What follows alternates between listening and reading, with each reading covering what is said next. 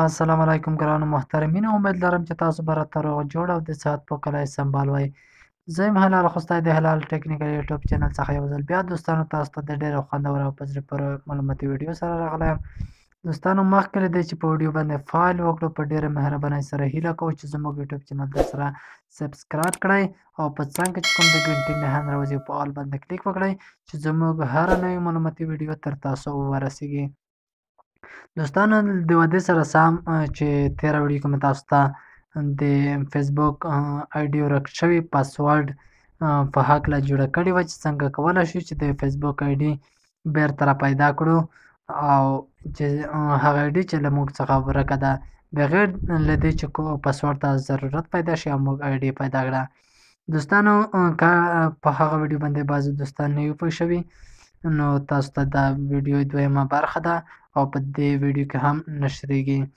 دوستانو ترڅنګ یې باید یادونه وشي که هغه ویډیو باندې بعضې دوستان غواړي چې په طریقه باندې خپله ورکه شوې آیډیګانې پیدا کړي، د هغې ویډیو لینک مو ما تاسو ته په ډسکرپشن کې اچولی وي او له هغه ځایه تاسو هم بیا کتلی شئ ویډیو.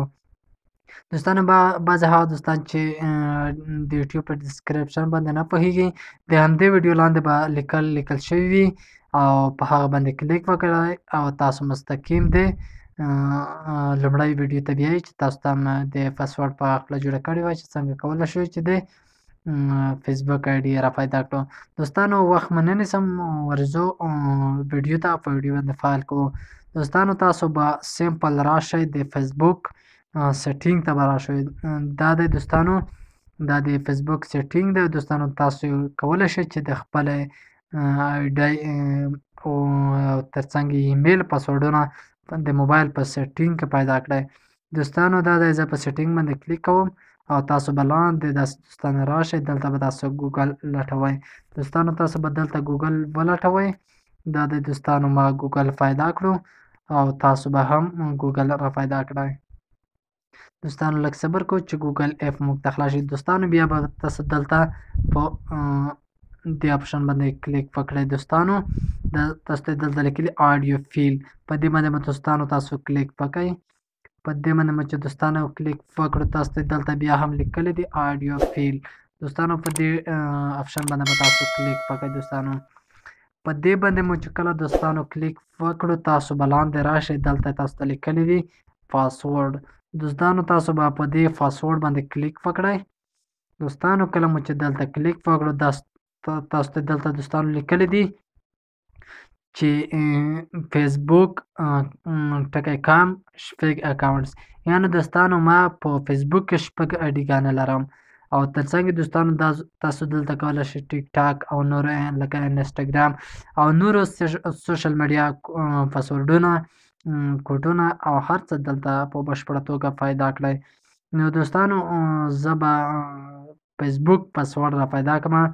دوستانو زه به په فیسبوک اپشن باندې کلیک وکړم، په دې اپشن باندې به کلیک وکړم. دوستانو تاسو به هم کلیک ورباندې وکړئ. دوستانو اوس دلته ماته لیکلي دي سکین یور فینګرپرنټ، یعنې تاسو دوستانو که خپل موبایل ته د ګوتې سکین کوډ ورکړی وي او که پاټرن کوډ مو ورکړی نو دوستانو تاسې په به یې راخلاص کړئ. دوستانو تاسو مستقیم پاسورډونو ته بیایي. دوستانو زه به ما چې د ګوتې سکین کوډ ورکړی نو زه به یې دا راخلاص کړم. دوستانو دا دی دوستانو، زما پاسورډونه دلته پیدا شول.